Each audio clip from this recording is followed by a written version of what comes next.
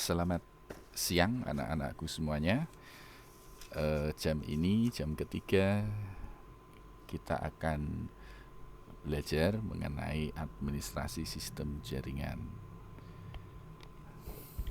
Oke, karena tadi pagi sudah saya buka, jadi untuk saat ini akan saya lanjutkan, tetapi dengan materi yang berbeda. Oke, kemarin sudah saya kasih tugas untuk mengerjakan beberapa soal dan saya lihat hasilnya cukup lumayan bagus. Jadi untuk administrasi sistem jaringan kita akan lanjutkan. Jadi kita akan mulai dengan beberapa materi yang saya harapkan nanti jika ada pertanyaan silahkan anak-anakku untuk segera nanti bertanya ke saya agar nanti lebih jelas lagi. Oke, untuk yang pertama kita akan mencoba belajar mengenai sistem operasi. Kelas 10 kemarin anak-anakku mungkin sudah diperkenalkan dengan sistem operasi. Jadi sistem operasi banyak sekali beredar. Ada Windows 7, ada Windows XP, ada Windows Vista, dan lain sebagainya. Dan juga ada Linux. Oke, di sini sistem operasi itu dibagi menjadi dua kelompok besar, ya, kelompok besar. Yang pertama adalah sistem operasi desktop dan yang kedua adalah sistem operasi jaringan atau network operating system. Untuk sistem operasi desktop ini biasanya digunakan untuk perkantoran, kemudian untuk laptop kalian, kemudian untuk Smile Office, Home Office atau Soho itu juga menggunakan sistem operasi desktop. Yang biasanya kalian sering menggunakan adalah sistem operasi Windows 7 ataupun Windows XP, ya, atau Windows 10, Windows 10. Oke, di sini sistem operasi desktop itu biasanya hanya untuk menangani jumlah user yang sedikit atau biasanya juga digunakan untuk pribadi, jadi tidak untuk jaringan. Ini juga biasanya digunakan untuk workstation, jadi sebagai klien dalam jaringan komputer. Ini sistem operasi desktop. Yang kedua adalah sistem operasi jaringan atau network operating system.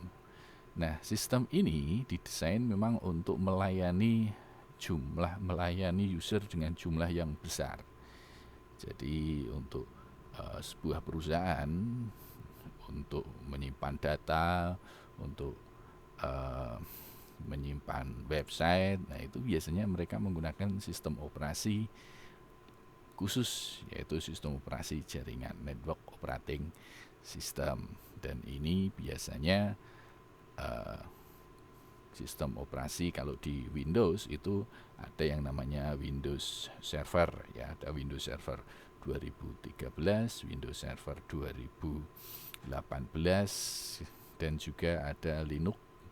Kalau Linux biasanya memang bisa semuanya digunakan untuk sistem operasi jaringan. Jadi nanti digunakan untuk servernya, jadi sebagai pelayan. Sistem operasi ini nanti digunakan memang untuk melayani banyak user. Misalnya saja di internet. Nah, internet itu kalian membuka sebuah aplikasi atau membuka game misalnya, ya, game. Nah, itu kalian juga meminta request game itu ke servernya, jadi ke komputer servernya. Dan biasanya game tidak hanya satu orang yang menggunakan, tetapi banyak orang. Website misalnya, website juga kalian request atau minta ke server, ya, server, kemudian server akan memberikan request kalian itu, nanti akan ditampilkan di komputer workstation atau komputer kliennya. Itu adalah sistem operasi jaringan atau network operating system. Nah, kita nanti akan lebih fokus ke sistem operasi jaringan atau network operating system. Kalau untuk sistem operasi desktop, kemarin di kelas 10 harusnya kalian sudah paham dan sudah bisa menginstal dan bisa menggunakan juga. Itu juga prasyarat kalian untuk mengikuti pembelajaran berikutnya. Oke, itu tentang sistem operasi. Kemudian karakteristik NOS atau Network Operating System. Ya, di sini biasanya sistem operasi jaringan itu mempunyai karakter yang pertama adalah mendukung penggunaan oleh lebih dari satu user. Jadi biasanya memang komputer yang diinstal jaringan, ya sistem operasi jaringan itu memang dikhususkan untuk melayani lebih dari satu user atau banyak. Ya, jadi misalnya kita membangun sebuah server web server yang melayani, server ini melayani untuk kebutuhan request website. Nah, website ini nanti dibuka oleh banyak user atau banyak pengguna. Nah, ini jadi mendukung penggunaan oleh lebih dari satu user. Kemudian yang kedua adalah menjalankan aplikasi yang mampu digunakan oleh lebih dari satu user. Misalnya saja game online. Nah, ini aplikasi game online itu kan dibuka lebih dari satu user. Jadi lebih dari satu user biasanya banyak sekali. Misalnya saja Mobile Legend. Nah, itu kan juga disimpan di komputer server, dan biasanya yang main di game Mobile Legend itu tidak hanya satu, tetapi banyak sekali. Jadi memang aplikasi ini dibuka oleh banyak orang. Jadi mampu untuk menangani itu. Kemudian yang ketiga adalah stabil atau robust dan kecil kemungkinan untuk terdapat error pada program, karena sistem operasi ini memiliki kemampuan untuk menangani masalah yang terjadi pada sistem komputer selama digunakan oleh user. Jadi memang sistem operasi ini dibuat ringan, jadi kecil dan stabil, ya. Kemudian juga diprogram memang tidak menghapus error, ya, tadi memperkecil error, jadi biar sistemnya bisa berjalan baik dan benar sesuai dengan keinginan kita. Dan biasanya memang sistem operasi ini diinstal menggunakan interface command line, karena memang resource-nya atau sumber dayanya biar kecil. Kalau kecil itu akan ringan dan juga jalannya akan lebih stabil dan lebih cepat. Jadi menangani masalah yang terjadi pada sistem komputer. Jadi memang dibuat seperti itu. Kemudian yang keempat, memiliki tingkat keamanan data yang lebih tinggi dari sistem operasi desktop.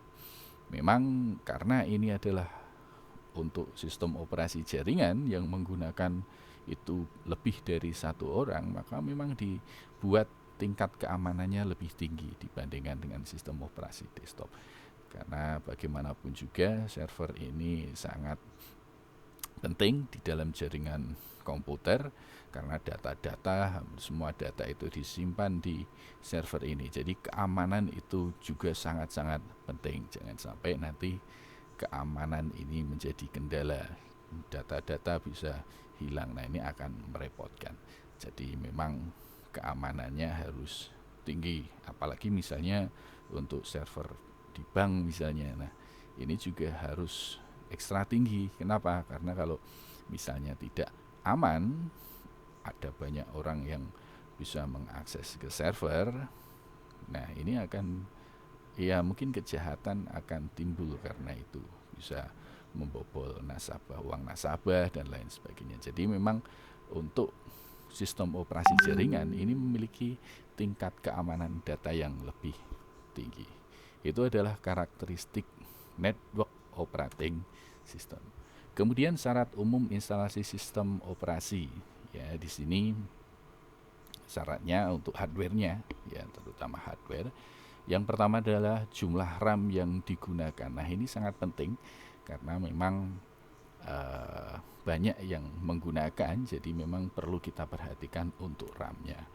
Minim kalau untuk server, komputer server, minim harus 8 giga lah ya, minim seperti itu.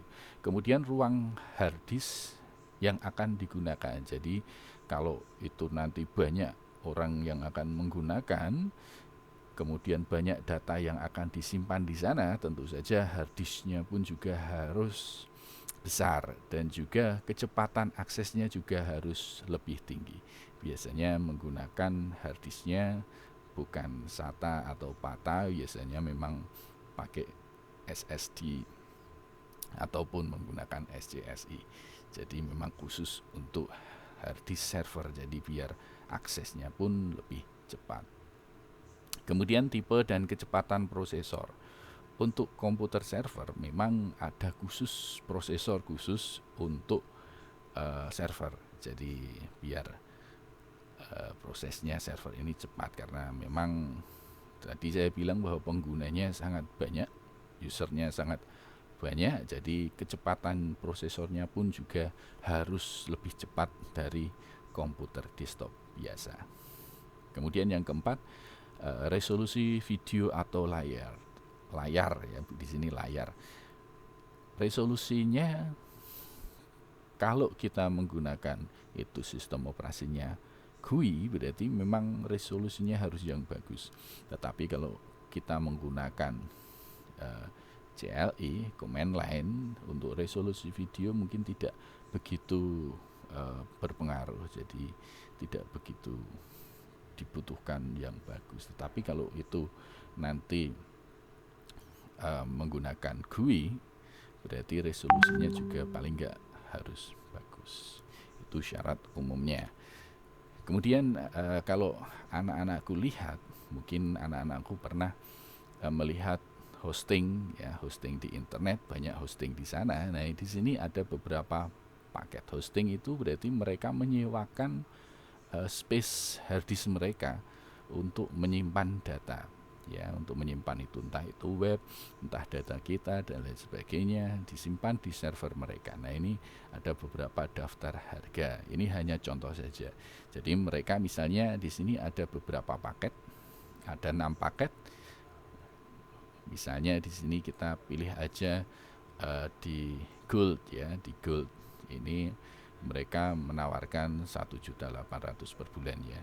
Tetapi kita lihat di bawah, kita tidak membahas itu, kita lihat di bawah, mereka menawarkan yang pertama adalah 8 GB RAM, RAM-nya adalah kecepatannya 8 GB. Kemudian kecepatan prosesornya itu 6,4 GHz. Kemudian untuk storage atau daya tampungnya kita dikasih space besar 120 GB. Kemudian IOPS-nya, jadi kecepatan transfernya di sini 1000 transfer datanya ya, 1000 ya bit per second. Kemudian di bawahnya di sana prosesornya adalah 8 cores, jadi 8 inti. Kemudian swap-nya ya, jadi swap memorinya itu 512 MB. Kemudian untuk kecepatan IEX-nya 1 GB ya untuk internetnya. Kemudian ini kecepatan untuk helpdesk-nya atau CP panelnya kalau kita mau mengakses ke sana itu sebesar 1 mega.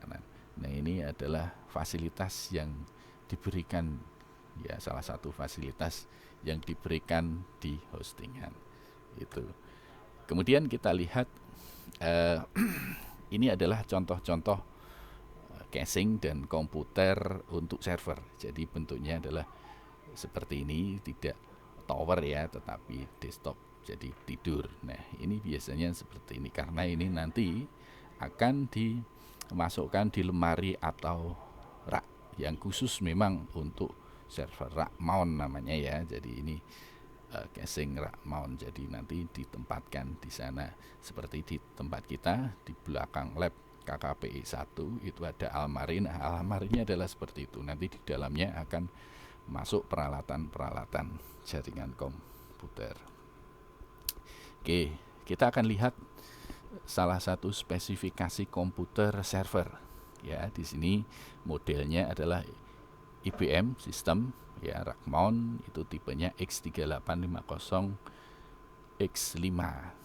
Kemudian prosesornya dia menggunakan prosesor 2 kali Xeon, berarti ada 2 prosesor Xeon di dalamnya ya. Kemudian membutuhkan daya 130 watts. Kemudian kecepatannya adalah 2,4 GHz, memiliki 30 megabyte L3 atau case memorinya level ketiganya 30 megabyte. Jadi memang kecepatan yang dibutuhkan di sini untuk prosesor. Kemudian memorinya ada 4 kali 4 gigabyte, berarti kalau kepingnya 1 itu 4 gigabyte, kalau dikalikan 4 berarti 4 kali 4 adalah 16, berarti 16 gigabyte ya. Kemudian harddisknya adalah 300 GB menggunakan sistem SAS ya, SAS. Kemudian optical drive-nya juga masih menggunakan SATA ya, ultra slim. Kemudian chipset dari motherboardnya menggunakan Intel. Kemudian waranti itu adalah waranti adalah istilahnya garansi ya, garansinya selama 3 tahun. Kemudian slot dan lain sebagainya. Nah, ini yang terpenting di sini, kalau kalian bisa lihat prosesornya adalah khusus memang prosesor untuk server, yaitu Xeon ya, ini dari Intel. Kemudian memorinya juga besar ya, 16 GB. Hard drive-nya itu menggunakan sistem SAS. Nah, ini spesifikasi untuk komputer server. Harganya berapa? Harganya adalah untuk IBM sistem X3850-X5 ini sekitar 400 juta. Ya, satu komputer adalah sekitar 400 juta. Ya, memang mahal ya, berbeda dengan komputer desktop kita, karena ini memang untuk server, khusus server untuk melayani banyak pengguna, makanya lebih mahal. Kalau 400 juta hampir 1 M ya, hampir setengah M. Nah, ini untuk spesifikasi komputer server. Oke, tadi seperti ini ya bentuknya ya, bentuk untuk komputer server. Rack mount namanya ya, rack mount. Jadi ini siap dipasang di rak ya, lemari rak. Oke, kita lihat di sini ada contohnya. Di sini data center ya, ada data center, di sana ada banyak almari. Nah, di dalam almari itulah diletakkan komputernya. Nah, satu almari bisa ada 10 komputer ya, ada 10 komputer, tergantung dari tingginya almarinya dan tergantung dari besar kecilnya tingginya dari komputer Ramon-nya. Kemudian biasanya juga tidak hanya satu almari, tetapi lebih dari satu almari. Jadi bayangkan saja berapa triliun yang dihabiskan untuk membangun sebuah data center. Ya, ini hanya satu sisi saja, mungkin sisi yang lain juga masih banyak. Oke, ini salah satu contohnya saja. Oke, kemudian kita akan masuk ke, kalau tadi dari hardware ya, kita lihat sekarang untuk kembali ke sistem operasi. Ya, antarmuka sistem operasi. Antarmuka adalah digunakan sebagai penghubung ya, sebagai penghubung antara pengguna dengan sistem operasi. Jadi antara kita dengan komputer dengan sistem operasinya. Nah, ini ada antarmukanya. Nah, menurut antarmukanya atau interface-nya itu sistem operasi dibagi menjadi dua ya, Yang pertama adalah command line interface atau CLI. Jadi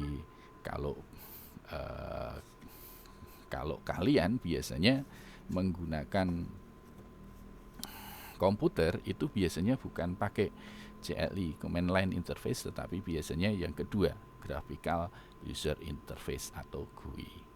Oke, kita akan lihat saja yang kedua dulu, yaitu graphical user interface. Di sini jelas kalian sering menggunakan karena memang tampilannya untuk yang graphical user interface ini lebih menarik karena di sana ada gambar, kemudian ada tombol, ya lebih interaktif. Ya, kita bisa menggunakan untuk mengoperasikannya biasanya bisa menggunakan mouse, keyboard maupun juga touchscreen. Contohnya sistem operasi GUI-nya adalah Windows, kemudian ada Macintosh, kemudian ada Android, kemudian Linux. Linux pun sebenarnya di sana kita bisa menggunakan graphical user interface, tergantung kita mau install atau tidak. Tetapi kalau kita nanti Linux itu kita gunakan untuk server, biasanya untuk tampilannya, ya untuk interface-nya, untuk graphic user interface-nya tidak kita install. Jadi nanti ke command line.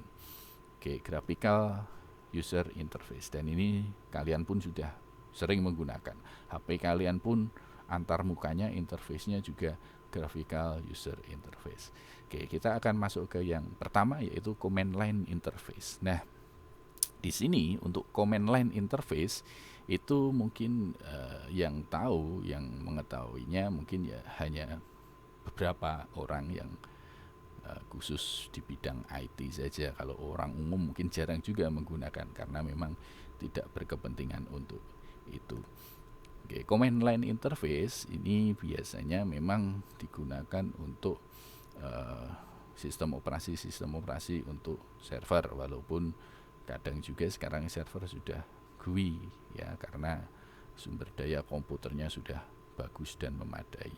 Contohnya kalau command line interface kalau di Windows itu adalah kalau kalian buka command prompt DOS itu ya, nah itu adalah contohnya command line interface.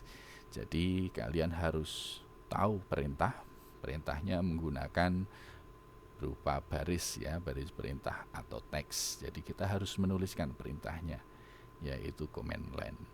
Kemudian kenapa kok harus command line? Karena memang kalau command line itu sumber daya yang digunakan sangat sedikit, jadi akan lebih mempercepat komputer itu dalam memproses. Contohnya kalau sistem operasi ini adalah tadi saya bilang command prompt dari DOS, kemudian Linux yang basisnya teks. Nah, kita akan juga menggunakan ini besok untuk membuat server ya, untuk sistem operasi jaringannya. Kemudian ada lagi Cisco IOS ya, Internet Network Operating Systemnya dari Cisco, itu juga command line. Kemudian MikroTik. Nah, MikroTik juga command line karena memang hanya membutuhkan space atau alat atau perangkat device yang minim. Jadi untuk sistem operasinya menggunakan command line interface. Nah, ini adalah untuk antar muka atau sistem operasi. Ya. Oke. Nah, ini contoh interface atau antar mukanya. Yang di sebelah kanan ya, itu adalah basisnya GUI. Jadi biasanya kita bisa kalau sudah pakai touchscreen tinggal pencet-pencet aja ya, pakai tangan atau pen. Itu kalau menggunakan komputer yang belum touchscreen, kita biasanya menggunakan mouse atau keyboard ya, jadi kita tinggal pilih-pilih saja. Tetapi kalau CLI, nah di sebelah kiri itu adalah contoh command line interface. Jadi interface-nya adalah CLI. Jadi di sana perintah-perintahnya itu ditulis menggunakan teks ya. Misalnya di situ contohnya di sini ada ls. Nah, ls itu perintah untuk melihat isi dari sebuah folder. Nah, ini kita harus menghafal perintah-perintahnya. Kalau tidak hafal ya tidak bisa. Nah, kalau dilihat seperti ini, saya bertanya, mana yang lebih mudah? Saya yakin semuanya akan menjawab yang GUI, ya, Graphical User Interface. Nah, ini dua interface ini. Oke, kemudian